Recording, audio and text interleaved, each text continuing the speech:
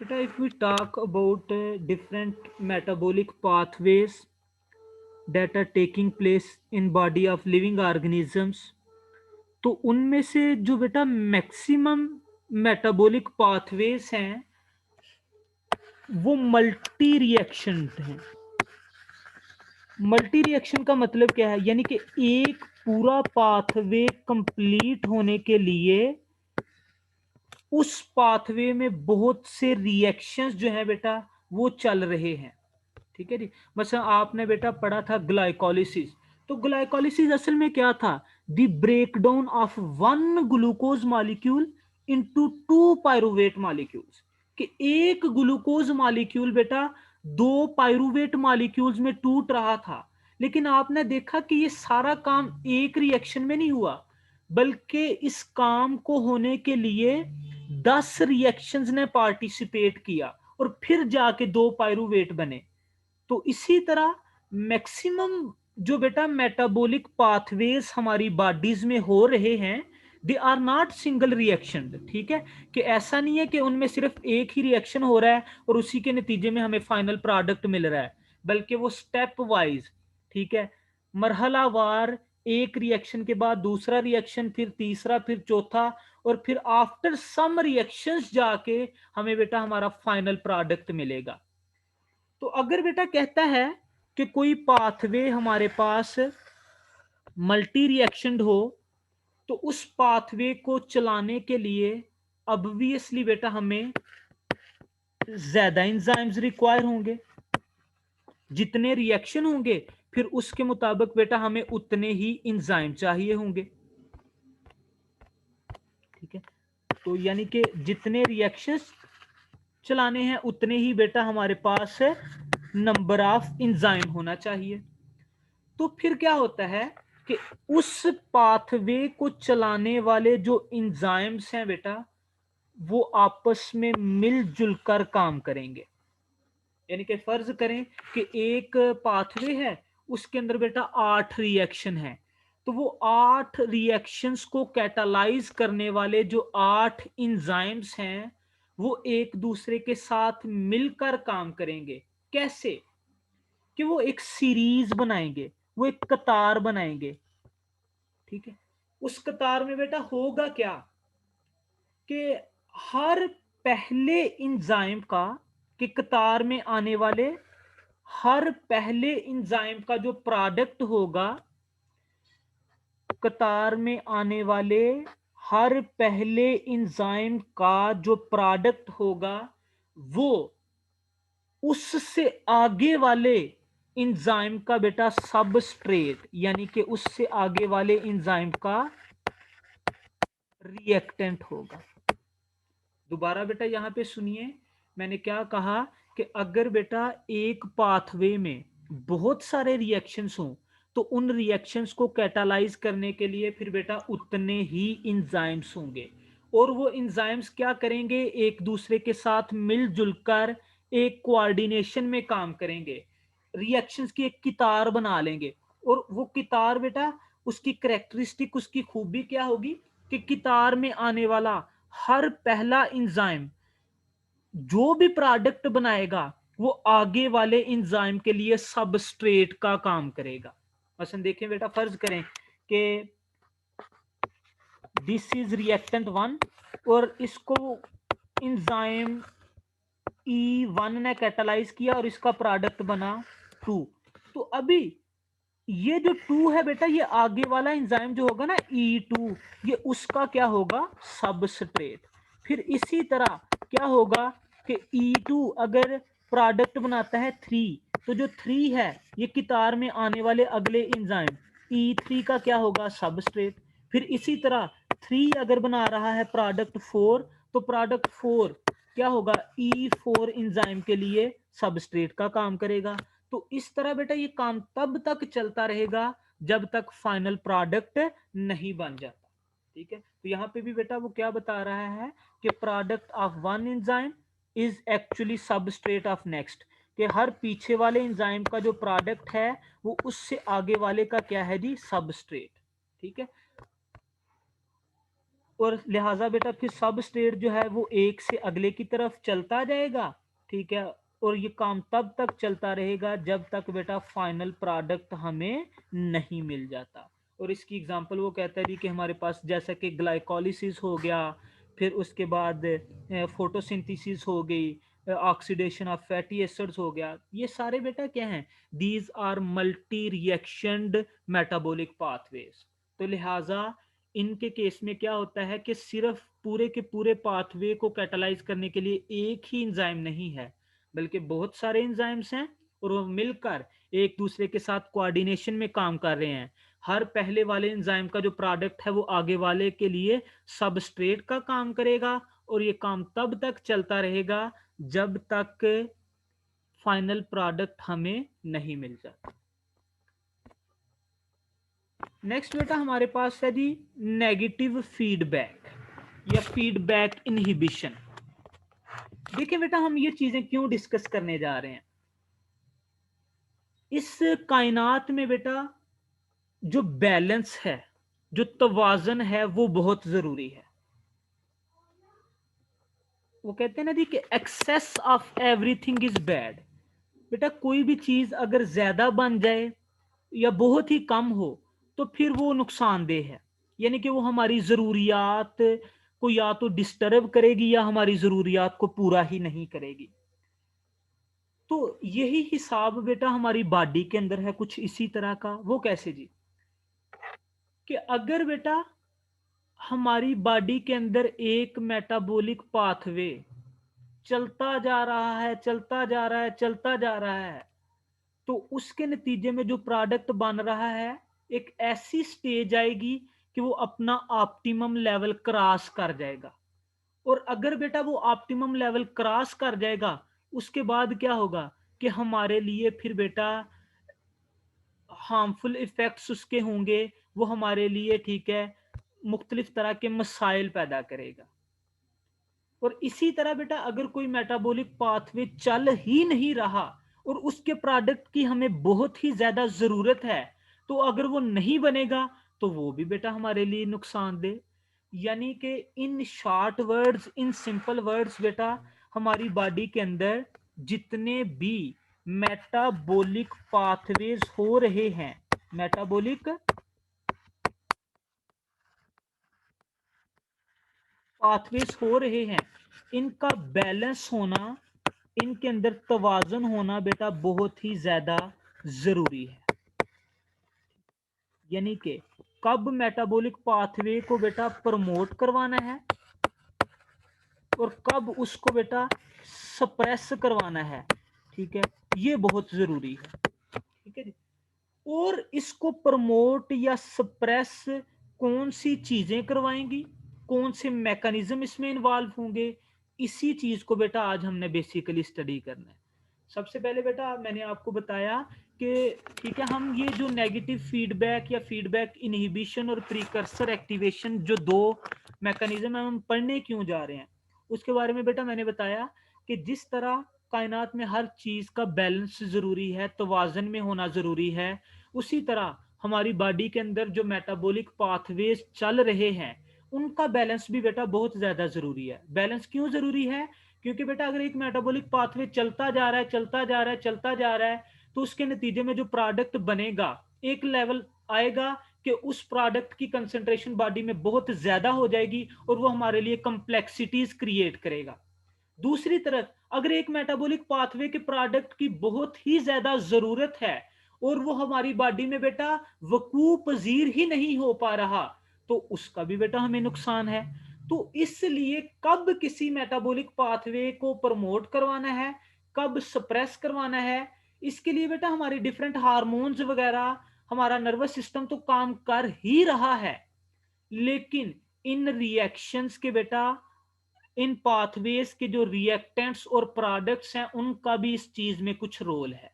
उनका क्या रोल है, इसी को हमने डिस्कस करना है। तो फर्स्ट ऑफ ऑल बेटा बात करते हैं नेगेटिव फीडबैक की, या इसको बेटा फीडबैक इनहिबिशन भी कहा जाता है। फीडबैक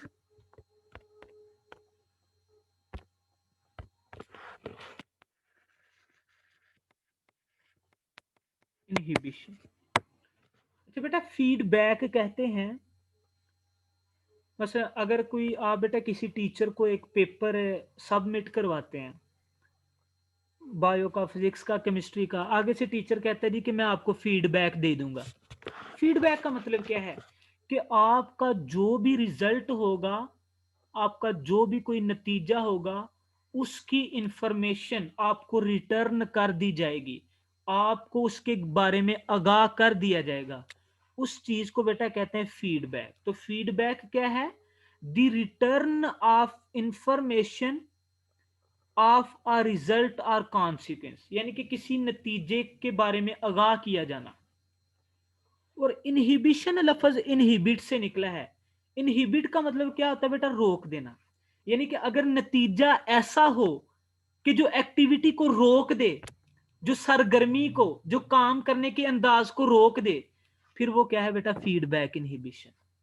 तो यहां पे बेटा जो हम फीडबैक इनहिबिशन पढ़ने जा रहे हैं, this is basically related to the action of enzyme.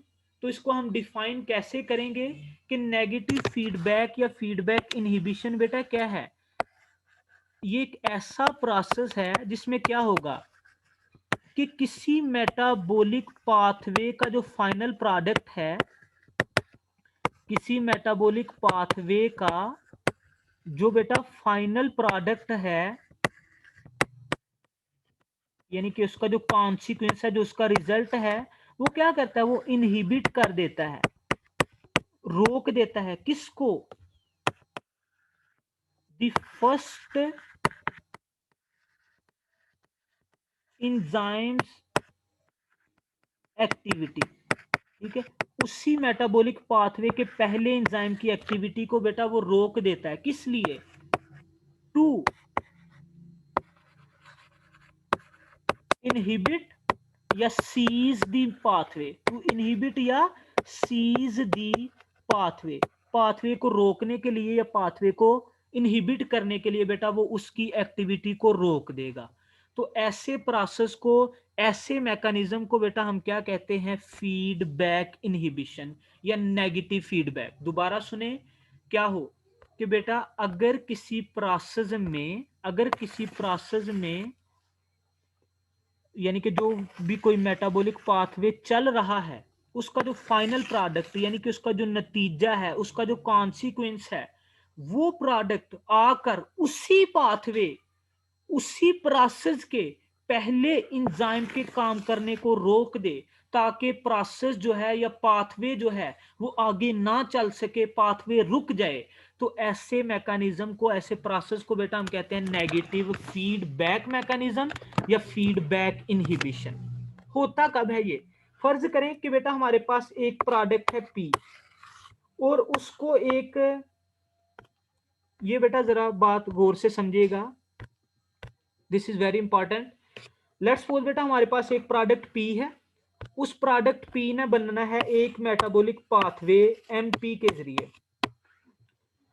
MP pathway में उसको बनाने के लिए बेटा लेट्स सपोज जी 4 एंजाइम काम कर रहे हैं, E1, E2, E3, E4,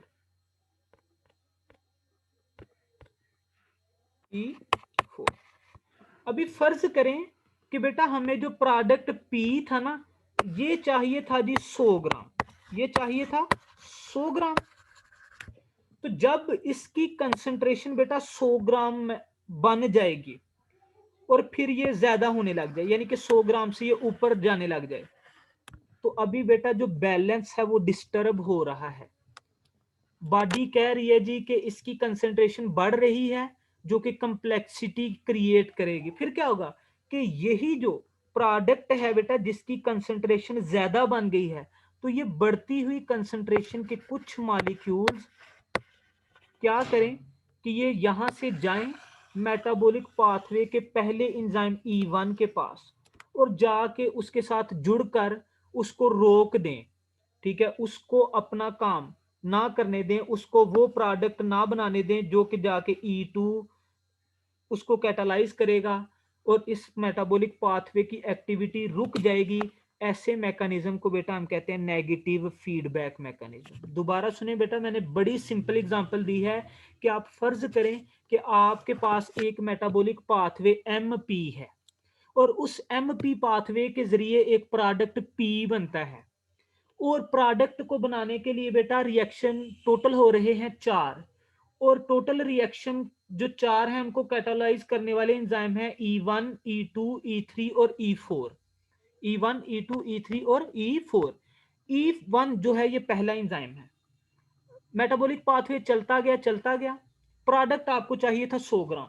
जब 100 ग्राम से ज्यादा कंसंट्रेशन हो जाएगी तो फिर बैलेंस जो है वो डिस्टर्ब होना शुरू हो जाएगा। फिर क्या होगा कि उसी प्रोडक्ट पी के कुछ मॉलिक्यूल जो हैं वो वापस जाएंगे किसके पास, मेटाबॉलिक पाथवे के पहले एंजाइम E1 के पास, और उसके साथ जाके एक साइट होती है बेटा जिस साइट को कहते हैं एलोस्टेरिक साइट, और उस साइट के साथ वो जुड़कर उसका काम करवाना जो है वो बंद कर देंगे।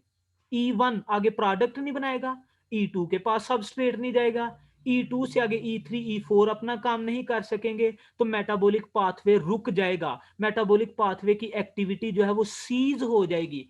तो ऐसी एक्टिविटी बंद होने को बेटा हम क्या कहते हैं, नेगेटिव फीडबैक इनहिबिशन। तो चलें बेटा इसको थ्योरी में भी देख लेते हैं। तो क्या कहता है जी कि नेगेटिव फीडबैक क्या है जी, एक तरह की इनहिबिशन है। कहाँ पे, मेटाबॉलिक पाथवेज में। जब क्या होता है कि फाइनल प्रोडक्ट बेटा जमा होना शुरू हो जाए, अकमुलेट होना शुरू हो जाए, तो उसके चंद मॉलिक्यूल्स क्या करते हैं, ब्लॉक कर देते हैं किसको, पाथवे के पहले एंजाइम को।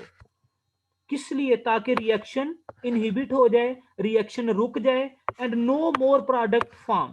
ठीक है, और ज्यादा प्रोडक्ट जो है वो ना बने, क्योंकि अगर ज्यादा प्रोडक्ट बनेगा तो बॉडी में कॉम्प्लेक्सिटीज क्रिएट होंगी।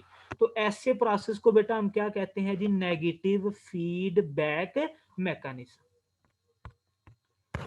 तो यहाँ पे बेटा उसने एक एग्जांपल भी दी है कि एक पाथवे है बेटा हमारे पास जिसमें एक अमाइनो एसिड एस्पार्टेट ना कन्वर्ट होता है थ्रियोनीन में, और इसको करवाने के लिए जी टोटल एंजाइम्स हैं बेटा कितने, E1, E2, E3, E4 और E5। यानी कि अगर एस्पार्टेट से थ्रियोनीन बनना है तो ये 5 रिएक्शन होंगे, थ्रियोनीन बनेगा। चलें जी, थ्रियोनीन बन गया और थ्रियोनीन की कंसंट्रेशन बेटा ज्यादा होती गई। अभी ये ज्यादा होती हुई कंसंट्रेशन क्या करेगी कि थ्रियोनीन के कुछ मॉलिक्यूल बेटा वापस जाएंगे किसके पास, एंजाइम E1 के पास, और उसकी एलोस्टेरिक साइट के साथ जाके जुड़ जाएंगे, और उससे आगे ए प्रोडक्ट नहीं बनने देंगे। जब ए नहीं बनेगा E2 काम नहीं करेगा, फिर आगे इसी तरह E3, E4 और E5 काम नहीं कर सकेंगे, और थ्रियोनिन प्रोडक्ट जो है बेटा वो मजीद नहीं बनेगा, प्रोसेस यहाँ पे रुक जाएगा। तो इस रुकने को बेटा हम क्या कह रहे हैं, नेगेटिव फीडबैक इनहिबिशन। ये तो बात होगी बेटा नेगेटिव फीडबैक इनहिबिशन की। अब आ जाए जी पॉजिटिव फीडबैक, या पॉजिटिव फीडबैक का दूसरा नाम है बेटा हमारे पास प्रीकर्सर एक्टिवेशन। तो देखिए वहां पे बेटा क्या था कि जो नतीजा आया था उस नतीजे ने एक्टिविटी को बंद करवा दिया। अभी क्या है कि जो नतीजा है ना बेटा वो एक्टिविटी को प्रमोट करवाएगा। सबसे पहले तो बेटा मैं आपको बता दूं कि प्रीकर्सर किसे कहते हैं। प्रीकर्सर बेटा हम कहते हैं बेसिकली रिएक्टेंट को। कोई भी ऐसी चीज बेटा जो किसी रिएक्शन में रिएक्टेंट के तौर पे काम करके प्रोडक्ट में चेंज हो उसको हम प्रीकर्सर भी कहते हैं। तो प्रीकर्सर क्या है, एक किस्म का रिएक्टेंट। और एक्टिवेशन, व्हाट इज एक्टिवेशन, ठीक है, एक्टिवेशन एक्टिवेट से निकला है। एक्टिवेट का मतलब बेटा क्या होता है, हलाशेरी देना, यानी कि प्रमोट करवाना, उसको कहना जी आप और काम करो और काम करो। तो प्रीकर्सर एक्टिवेशन क्या है और इसमें क्या होगा, इसको बेटा अभी हमने डिस्कस करना है। तो सबसे पहले तो बेटा देखें कि प्रीकर्सर एक्टिवेशन होती कब है, कि जब बेटा प्रोडक्ट कम हो, गौर से सुनिएगा, जब प्रोडक्ट हो कम और सबस्ट्रेट हो ज्यादा, यानी कि प्रीकर्सर हो ज्यादा। फिर बेटा फर्ज करें कि आपको बेटा प्रोडक्ट चाहिए लेट्स सपोज आपको बेटा प्रोडक्ट चाहिए 200 ग्राम, ठीक है, लेकिन प्रोडक्ट सिर्फ यहाँ पे है आपके पास 20 ग्राम, और सब स्ट्रेट है यहाँ पे बेटा आपके पास 1000 ग्राम।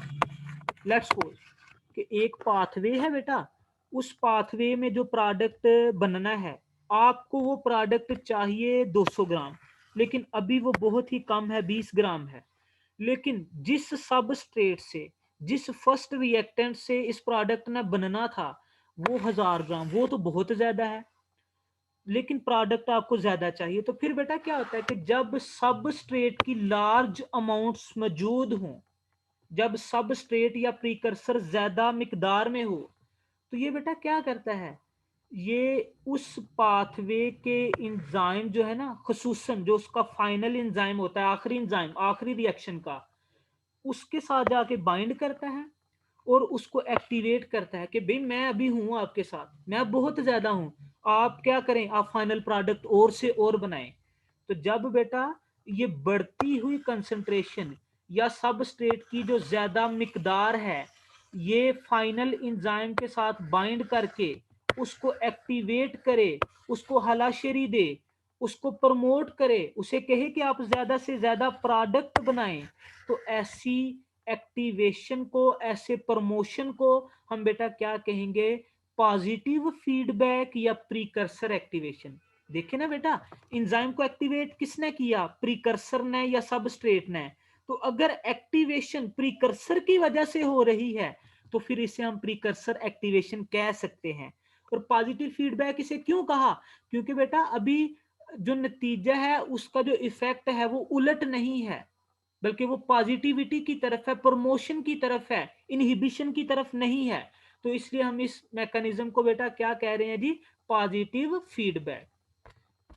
तो फिर बेटा क्या होगा कि देखें, ये हमारे पास फाइनल एंजाइम था और ये बनना था प्रोडक्ट, प्रोडक्ट बहुत कम है और जो इनिशियल सबस्ट्रेट है ये बहुत ज्यादा है। तो इनिशियल सबस्ट्रेट क्या करता है कि फाइनल एंजाइम डी जो है उसके साथ जाके बाइंड करेगा और उसको हवाओं में उड़ा देगा, ठीक है, कहेगा जी आप काम करें, मैं आपके साथ हूं।